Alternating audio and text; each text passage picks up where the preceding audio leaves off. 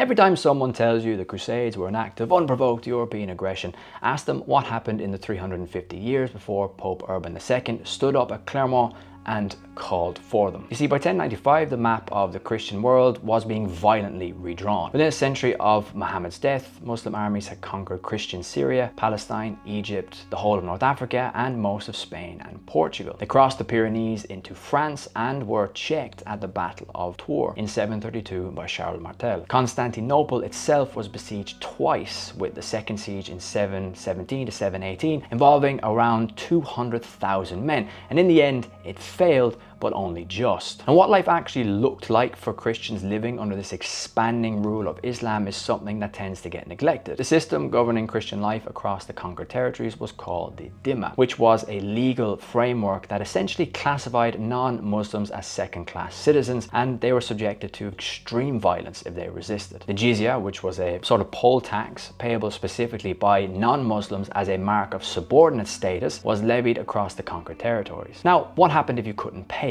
When Amir conquered Tripoli in Libya in 643 AD, he forced the Christians to hand over their wives and children as slaves to the Arab army as part of tax payment. The slave raiding of Christian populations in Spain and North Africa would continue for centuries. Now, this had a long-lasting impact because over the generations this created a steady demographic change that gradually reduced many Christian populations to minority status, and in some regions they eventually disappeared completely, like in Arabia. In Spain, Eulogius of Cordoba, who was a priest and scholar, recorded the executions of 48 Christians in the city between 850 and 859 AD. Most were beheaded under the emirs Abdurrahman II and Muhammad I for blasphemy and apostasy under Islamic law. In other words, they denounced Islam and refused forced conversion. Eulogius himself was beheaded in 859 AD. So the immediate trigger for the First Crusade was after the Battle of Manzikert in 1071, where the Seljuk Turks destroyed the Byzantine army and swept across Anatolia. Pilgrims returning to Europe brought reports of harassment, robbery, violence, and murder. And by 1095,